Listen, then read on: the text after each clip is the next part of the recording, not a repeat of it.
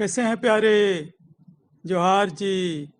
मैं हूँ एसपी सोरेंग और आप देख रहे हैं चैनल जोहार जी। इस एपिसोड में चर्चा करेंगे 2022 का बजट का राजनीतिक पहलू क्या है। प्यारे, आगे बढ़ने से पहले आप लोगों से निवेदन है कि वीडियो को पूरे देखें और लाइक, सब्सक्राइब, शेयर अवश्य ही करें तथा बेल आइकन को भी क्लिक कर दें। इससे क्या है ना, जोहार जी को उत्साहित होता है कि और भी वीडियो बनाया जाए और आपके साथ शेयर किया जाए। प्यारे, जोहार जी का मानना है कि 2022 का जो बजट प्रस्तुत किया गया है वो बजट नहीं बल्कि जुमला है। अपनी बात को सपक्ष पक्ष में कुछ तथ्य हम दे रहे हैं। पहला, जैसे कि आपको मालूम होना चाहिए, बजट के पहले हर साल पार्लियामेंट में एक हलवा सेरेमनी होता है, लेकिन इस साल हलवा सेरेमनी नहीं हुआ क्योंकि उन्हें तो बजट नहीं जुमला प्रस्तुत करना था। दूसरा, बजट भाषण में ये बताया गया कि इस साल में जो प्रावधान हो रहा है वो अगले 25 साल तक देश को दिशा निर्देश करेगा, लेकिन ऐसा कभी होता है क्या? इस सरकार का जिंदगी मात्र 2 साल है और जिसका जिंदगी 2 साल है वो अगले 25 साल के लिए कैसे दिशा निर्देश कर सकता है? विशेषकर तब जब हर 5-6 साल में टेक्नोलॉजी रिक्वायरमेंट, लोगों का चॉइस चेंज होते रहता है। इसलिए हमारा कहना है कि ये पूरी कोरी जुमला है। तीसरी, देखिए, जब टीवी डिबेट में एक व्यक्ति ने पूछा कि मनरेगा में बहुत बजट कट हो गया है और अन्य योजना सब में भी बजट का पैसा कट किया गया है, इसके उत्तर में बीजेपी के प्रवक्ता बोलते हैं, देखिए ये सब ठीक है, आप जो कह रहे हैं सही है, ये सब दिख रहा है, लेकिन अगर जरूरत पड़ी तो भविष्य में हम इस सब का पैसा बढ़ा देंगे या घटा देंगे। इसका मतलब इस बजट बनाने का कोई आधार नहीं है और आगे चलकर मनमुखी काम होने वाला है। ये सिर्फ दिखाने के लिए कोरा जुमला है। चौथा क्या है, बजट में बोला गया है कि 80 लाख लोगों को अफोर्डेबल हाउस दिया जाएगा। बहुत अच्छी बात है, लेकिन 130 करोड़ लोगों में 80 लाख कितना होता है? हर 150 आदमी में एक मकान। यानी कि जिस बंदे का नाम लिस्ट में अगर नीचे चला गया उसको मकान मिलेगा 150 साल बाद, यानी कि पूरी तरह से जुमला। इसके अलावा कहा गया इस साल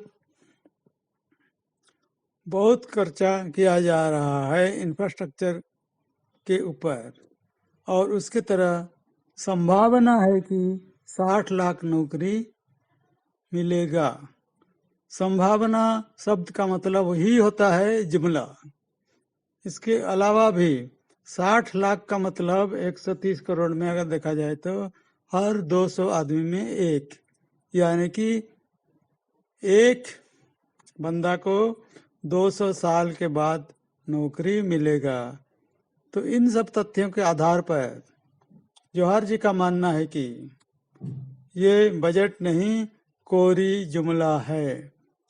प्यारे, आप लोगों को ये युक्ति तर्क कैसा लगा? आपका विचार अवश्य ही कमेंट सेक्शन में दर्ज कराएं। दूसरा राजनीतिक पहलू के पर बात करते हैं।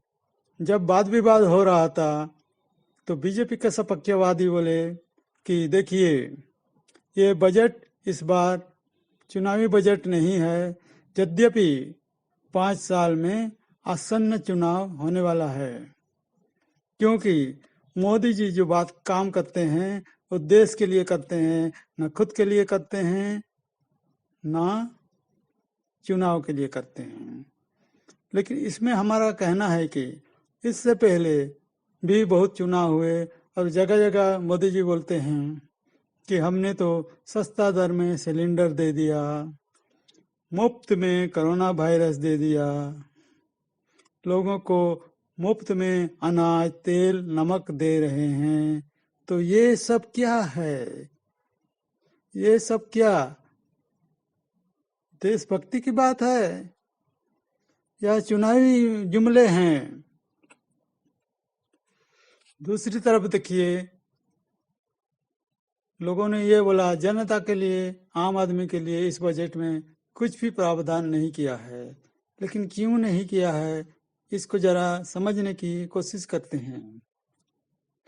जैसा कि आप लोगों को पता होना चाहिए कि कई सालों से मध्यम वर्ग का इनकम टैक्स का स्लैब में कोई बदलाव नहीं हो रहा है। ऐसा क्यों? देखिए, देश के 4 बड़े महानगर दिल्ली, कलकत्ता, चेन्नई और मुंबई में बीजेपी को सत्ता से लगातार बाहर रखा जा रहा है। मुझे लगता है इसी से बीजेपी क्षुब्ध है। और जैसा कि आपको मालूम होना चाहिए, सबसे ज़्यादा इनकम टैक्स पेयर इन्हीं शहरों में और महानगरों में रहते हैं।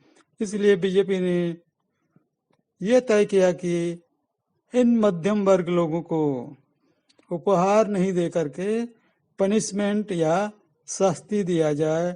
और शायद इसीलिए इतना ज़्यादा इन्फ्लेशन, दरदाम बढ़ने के बावजूद भी किसी भी तरह का कोई छूट इनकम टैक्स में नहीं दिया गया। दूसरी बात, लोगों ने पूछा किसानों के लिए भी कुछ नहीं किया। भाई, जब मध्यम वर्ग के लिए नहीं किया तो किसानों के लिए कैसे कर सकता है? इन्हीं किसानों, पश्चिम उत्तर प्रदेश, पंजाब के, हरियाणा के लोग 1 साल तक मोदी जी को परेशान किया और अंततः मोदी जी को माफी मांगना पड़ा और 3 कृषि कानून वापस भी लेना पड़ा। उसके बावजूद चुनाव के समय किसान लोगों ने तनिक भी बीजेपी प्रति दया नहीं दिखा रहा है और उनको वोट देने का कोई संकेत दे नहीं रहा है।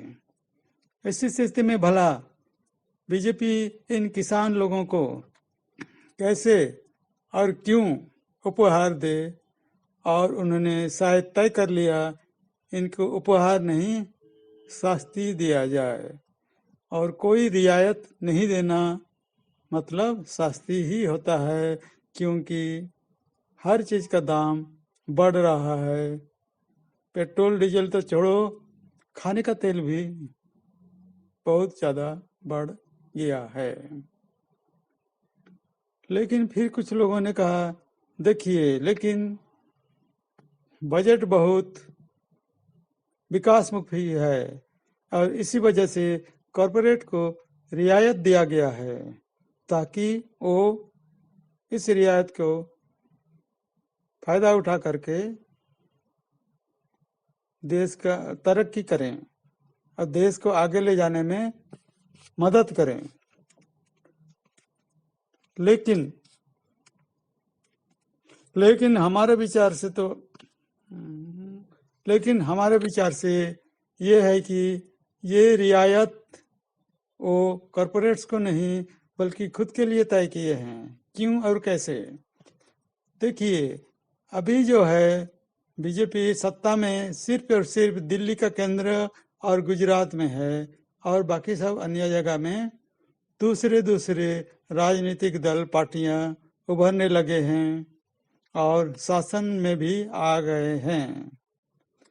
इसलिए वो सब पार्टी भी अपना पार्टी के लिए इन्हीं कॉरपोरेट से ही चंदा या पॉलिटिकल फंड लेते हैं। ऐसी स्थिति में कॉरपोरेट्स ने जरूर बताया होगा कि हमको देखिए सबको पैसा देना पड़ रहा है, तो आपको कैसे दें, आपको थोड़ा कम देना पड़ेगा। तो इसी का समाधान के रूप में बीजेपी ने क्या किया, कॉरपोरेट्स को कुछ रियायत दे दिया, और शायद उन्हें ये निर्देश दिया होगा, सुझाव दिया होगा कि जितना आपको रियायत मिला है वो सारे के सारे हमारा बीजेपी पॉलिटिकल फंड में जमा कीजिए। और हो सकता है देखिए ऐसा ही होगा। तो प्यारे, वीडियो को आप पूरा देखें इसलिए धन्यवाद। हमारे विचारों से अगर सहमत हैं या असहमत हैं तो निश्चित रूप से कमेंट सेक्शन में कमेंट करें। आज के लिए आपके वार्ताकार एसपी सोरेन को दें इजाजत। धन्यवाद।